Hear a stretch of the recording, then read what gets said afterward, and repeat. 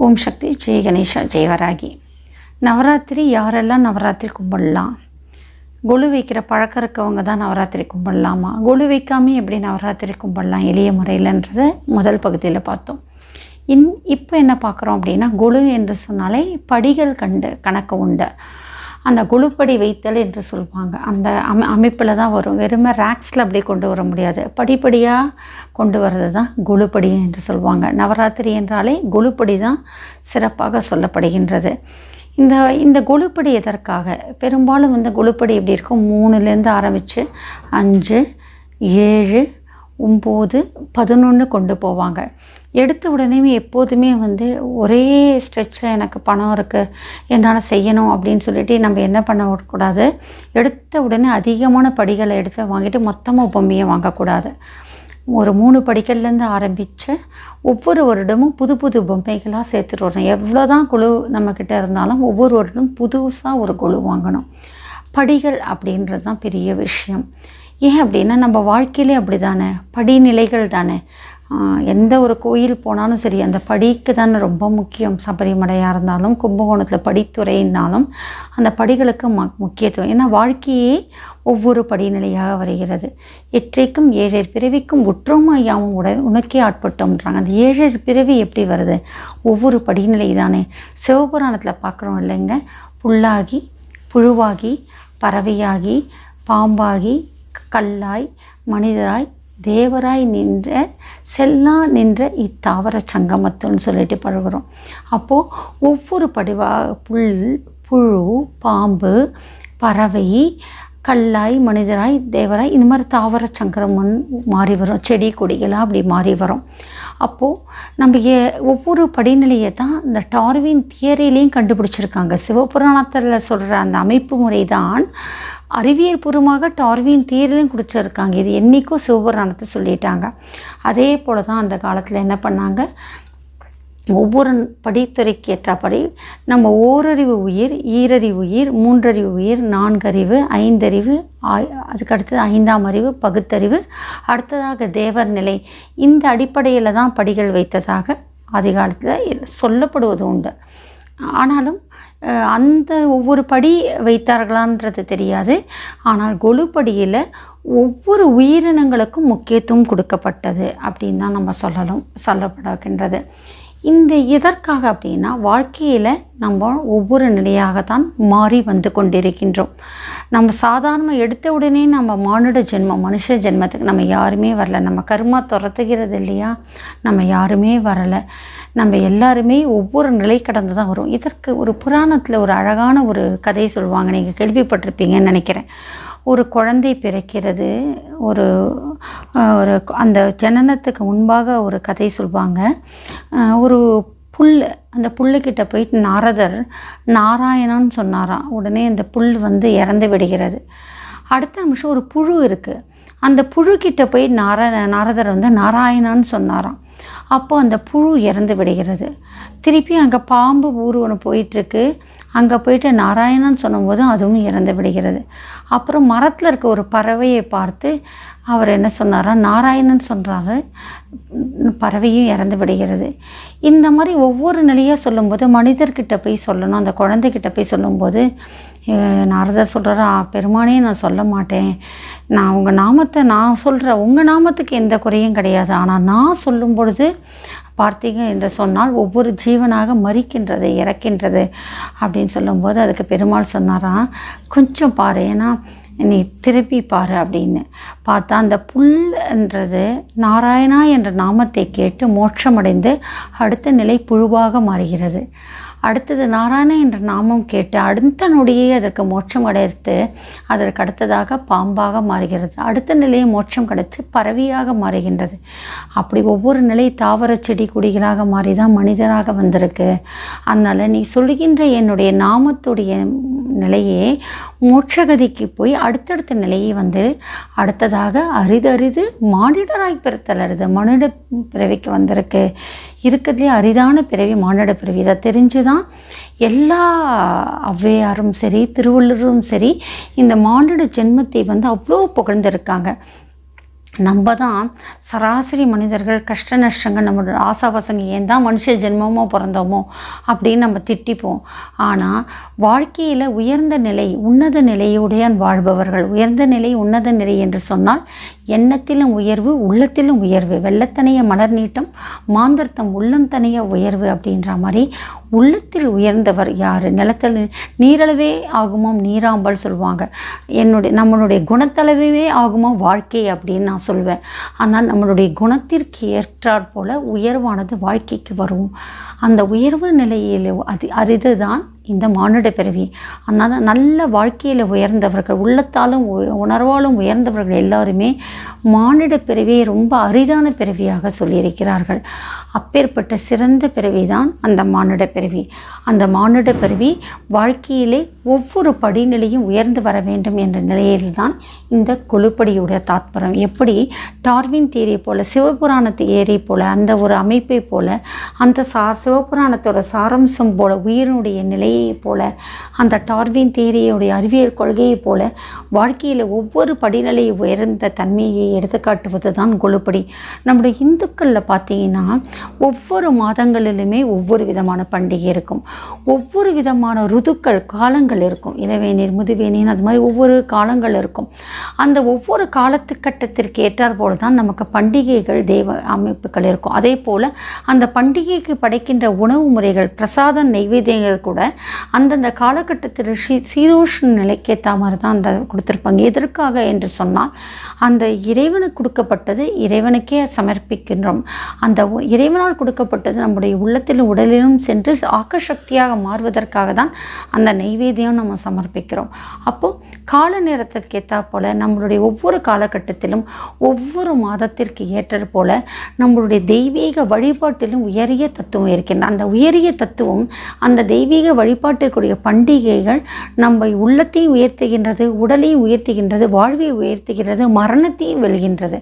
பார்த்திங்கன்னா மார்கழி மாதம் பார்த்திங்கன்னா ரொம்ப வீசிங்காக இருக்கும், மூச்சுனது. அதனால தான் விடிகாலையில் வழிபாடு கொடுத்துருக்காங்க. 90 வயசு பெரியவரை கூட 4:30 மணிக்கு எழுந்து குளிச்சிருங்க, அவங்களுக்கு அந்த வீசிங் தொல்லை வராது. 8:30 மணிக்கு மேலே எழுந்தால் தான் வரும். மார்கழி மாதமே வீசிங்கில் ஈர்ப்பு அந்த சக்தியால் பல இறப்புகள் வரும். அதை தவிர்ப்பதற்காக தான் மார்கழி மாதத்தில் அந்த விரதத்தை கொடுக்கிறார்கள். அப்போது நம்மளுடைய பெரியோர்கள், முன்னோர்கள், முனிவர்கள், அதற்கு முன்னர் இருக்க எல்லா அம்சம் பொருந்தியவர்களே ஒவ்வொரு மாதத்திற்கு ஏற்றார் போல தான் அவர்களுக்கு நமக்கு பண்டிகையை வகுத்து கொடுத்தார்கள். அதே மாதிரி தான் வாழ்க்கையினுடைய இந்த கொழுப்படி என்ற நவராத்திரி படி என்பது நவசக்திகளின் அம்சமாக திகழ்வது போல நவராத்திரி என்று சொல்லுகின்ற தன்மை. நவம் என்றால் 9 கோள்களையும் கற்றுக்கொள்கின்ற அந்த நவகிரக நாயகியுடைய அம்சமாக வருவது தான் நவராத்திரி. இந்த நவராத்திரியோட முக்கிய தாத்பரியமே என்ன என்று சொன்னால் நம்மளுடைய வாழ்க்கையினுடைய ஒவ்வொரு படிநிலையை காட்டுவது.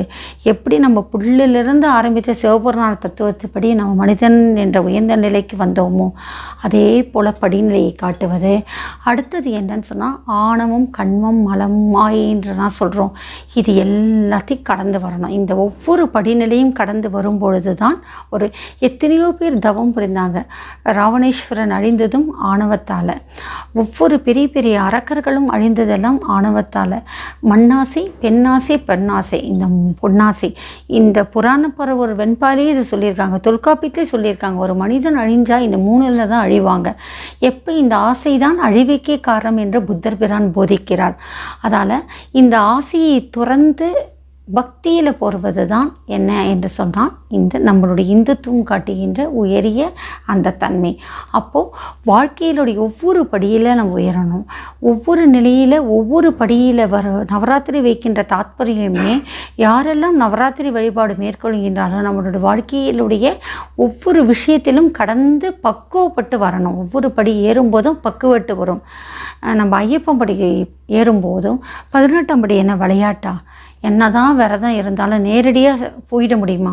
எப்பேற்பட்ட வெள்ளாதி ஈரனாக இருந்தாலும் 48 மைல் போல் அந்த சிறுபாதை வழியாக போலனா கூட 18 படி ஏறித்தான் ஆகணும். அந்த 18 படியை தொட்டு கும்பிட்டுட்டு தான் முறையாக இருக்கவங்க போவாங்க. ஏன்னா பணியுமாம் என்றும் பெருமை. அந்த நாணல் மாதிரி யாரெல்லாம் வளைந்து கொடுக்கிறார்களோ அவங்களுக்கு தான் பெருமையை சேரும். அந்த படிக்கு அவ்வளோ முக்கியம். எந்த கோயிலில் போனாலும் எல்லோரும் என்ன பண்ணுவாங்க, எடுத்த உடனே கோயிலுக்கு போவாங்க. வாசலில் இருக்க குழாயில் அந்த கால் கை அதெல்லாம் முகத்தையெல்லாம் அலம்பிட்டு வாசலில் இருக்க படி தான் அதீத காந்த சக்தி. அந்த படியில் தான் அதீத சக்கரங்கள் உறுத்தப்பட்டிருக்கும். அந்த படியை நம்ம மிதிக்கவே கூடாது, அப்படியே தான் தாண்டணும். அந்த படியை தொட்டு கும்பிட்டு தான் அந்த கருவறையை தேடி நம்ம செல்ல வேண்டும். வாழ்க்கையில் ஒவ்வொரு படி வரும்போதும் நம்ம பணியுமாம், அந்த பணியுமாம் என்ற ஒரு தன்மை வந்தால்தான், அந்த படி நிலையை தாண்டினால்தான் பெருமை என்ற உயரிய படியை ஏற முடியும்ன்ற விளக்குகின்ற தன்மை தான் இந்த நவராத்திரின்ற ஒரு விஷயத்தை நம்ம பார்க்குறோம். அப்போது வாழ்க்கையினுடைய அமைப்பு, எப்படி பிறந்து மனிதராக வந்தோம், எப்படி ஆணவம் கண்மம் மலம் மாயையிலேருந்து வரும், மண்ணாசை பெண்ணாசை பொன்னாசை போன்ற ஆசைகளை விட்டு விடுகின்றோம்.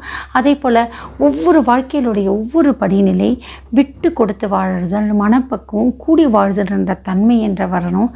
ஜாதி மத இன வேறுபாடு இல்லாமல் அன்றைக்கி யார் வீடு தெரிந்தாலும் அன்றைக்கி அன்னலக்ஷ்மி இருக்கணும். வீட்டில் யார் வந்தாலும் வயிற்றுக்கு சோறிட வேண்டுமாம்மா, இங்கே வாழும் மனிதருக்கெல்லாம் பயிற்று பலகல்வி தந்து பாரினில் உயர்ந்திட வேண்டும் என்றார் சொல்வார் பாரதியார்.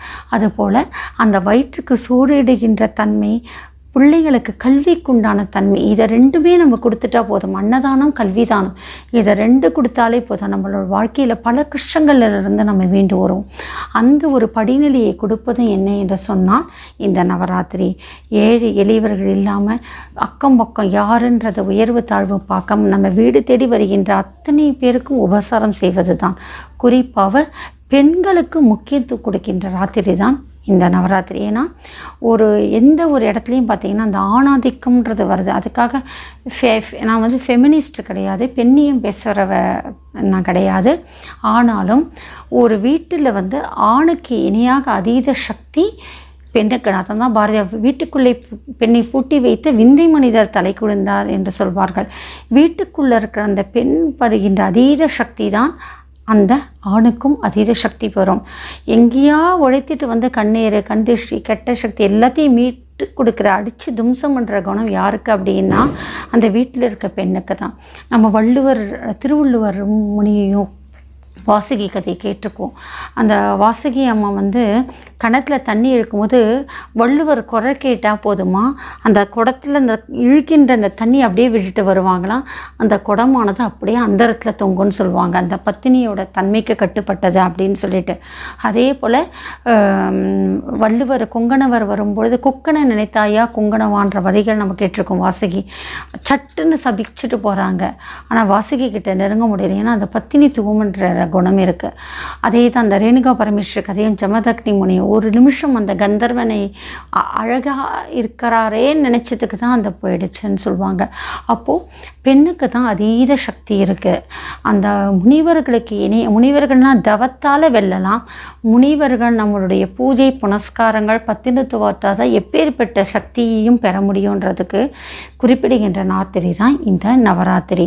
அப்போது அந்த பெண்களும் என்ன செய்ய வேண்டும், தன்னுடைய ஒவ்வொரு படிநிலையில் இருக்கின்ற ஆசைகளை துறந்து தன்னுடைய எதிர்பார்ப்புகளை துறந்து தனக்குன்னு கிடைக்கின்ற அந்த பிடிவாதத்தை துறந்து பொறாமையை துறந்து பலவிதமான படிநிலைகளை கடந்து இந்த நவராத்திரி பூஜையை மேற்கொண்டால் அவங்கள் மூலமாக அந்த பெண்ணின் மூலமாக வருகின்ற குடும்பம் உயர்வு நிலை அடையும். இதை தான் நான் பாரதிதாசன் கூட சொல்கிறாங்க.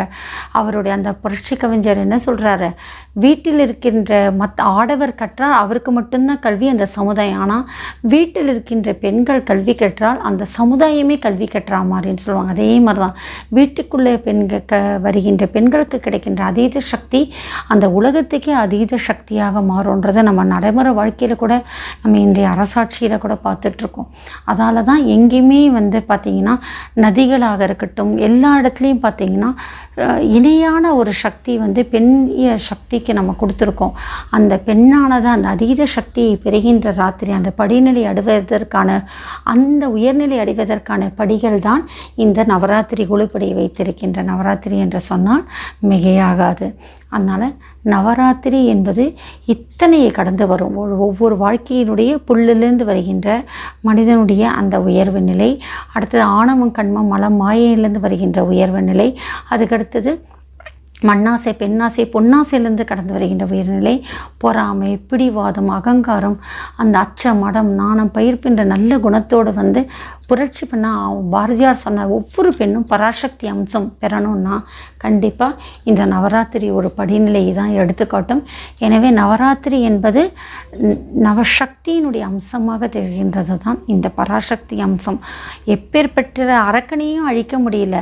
அங்கே பிரம்மனாக இருக்கட்டும், சிவன் பிரானாக இருக்கட்டும், விஷ்ணு பகவானாக இருக்கட்டும், அந்த பிரம்மதேவன், சிவபிரான், விஷ்ணு பகவான் எல்லாருமே என்ன வராங்க, சட்டுன்னு வந்து அவங்க வந்து வரத்தை கொடுத்துருவாங்க. அவர்கள் அழிக்கின்ற சக்தியாக அந்த அரக்கர்கள் சக்தி என்ற காளியாக வருபவள் யார் என்று சொன்னால் அந்த ஆதிபராசக்தியின் அம்சம். உலகத்தினுடைய படைப்பே அந்த ஆதிபராசக்தி என்ற அந்த பெண்மையின் படைப்பிலிருந்து தான் உலகமே பிரபஞ்சமே படைக்கப்பட்டு இருக்கின்றது. அதனால தான் பெண்ணுக்கு அதீத சக்தி இருக்குன்றதை நம்ம சொல்லுவோம். அதனால தான் பெண்ணை அடக்கி வைத்தார்கள். எதற்காக அப்படின்னா, கொஞ்சம் விட்டால் போதும் அவங்க அதீத சக்தி சொல்லுவாங்களே, அவங்க அம்பாள் பொங்கி எழுந்தான்னா அது பூகம்பமாக மாறும். பூமாதேவி பொறுமை, ஆனால் பொங்கி எழுந்தால் பூகம்பமாக எரிமலையாக கும்பிடுவாங்க. அதனால் அந்த பெண்ணிடம் இயல்பாகவே அதீத சக்தியும் ஆற்றலும் ரொம்பவே இருக்கும். அந்த வைப்ரேஷன் சொல்லுவாங்க, ஆற்றல் அதிகம் இருக்கும். அதற்காக தான் பெண்ணை அடக்கி வைத்தாங்க. அவங்களோட உயரிய சக்தி வெளியில் வந்துருச்சுன்னா அந்த பிரபஞ்சமே அழிஞ்சு விடும். ஒவ்வொரு பெண்ணுக்கிட்டையும் அந்த சக்தி இருக்குது. அந்த சக்தியை நல்ல முறையில் சேமிக்கிறதற்கும் அதை சேர்த்து வைத்து தன் குடும்பத்தை பயன்படுத்துவதற்காக சொல்லப்பட்ட ராத்திரி என்று சொன்னால் அதுதான் இந்த நவராத்திரியில். இந்த புரட்டாசி வருகின்ற நவராத்திரி ரொம்ப விசேஷமாக சொல்லப்படுகின்றது. பெண்மையோட 3 சக்தி, மகாலட்சுமி சக்தி, அடுத்ததாக சரஸ்வதியினுடைய 3 அம்சமாக இணைந்த ஒரு சங்கமம் தான் இந்த நவராத்திரி திருநாள். இந்த நவராத்திரி திருநாளை ஒவ்வொருவரும் கொண்டாடுங்க. ஒவ்வொரு வருஷம், இந்த வருஷம் முடியலைனாலும் இனி வர வருடங்களில் கொண்டாடுங்க. அடுத்தடுத்து ஒவ்வொரு நவராத்திரி இருக்கும். ஒவ்வொரு வருடத்திலே வருகின்ற அந்த ஒவ்வொரு ருது காலத்துலேயும் ஒவ்வொரு நவராத்திரி வரும்.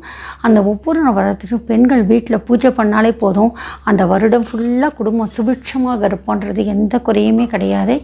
எனவே நவகிரக நாயகியாக திகழ்கின்ற அந்த ஆதிபராசக்தியின் அம்சமாக வருகின்ற சக்தி மகாலட்சுமி, சரஸ்வதி அம்சமாக திகழ்கின்ற அந்த மகிஷாசுரமர்த்தினியுடைய வெற்றி திருநாளான இந்த விஜயதசமி நன்னாளிலே உங்களுடைய ஒவ்வொருத்தருடைய வாழ்க்கையில் எண்ணங்கள் வெற்றி பெற வேண்டும், உங்களுடைய முயற்சிகள் வெற்றி பெற வேண்டும், உங்களுடைய நல்ல சிந்தனைகள் எல்லாம் வெற்றி பெற வேண்டும். உங்களுடைய குழந்தை, குடும்பம் எல்லாவற்றிலும், கல்வியிலும் சரி, தொழிலிலும் சரி, செல்வ செழிப்பிலும் நீங்கள் வெற்றியை பெற வேண்டும் என்று எல்லாம் வல்ல ஆதிசக்தியிடம் வேண்டிக் கொண்டு உங்களிடம் வந்து பக்தியுடன் விடைபெறுவது ஆன்மீக சொற்பொழிவாளர் கர்ம வினை பரஞ்சோதிடர் முனைவர் லட்சுமி ரவிச்சந்திரன். ஓம் சக்தி ஜெய் வராகி.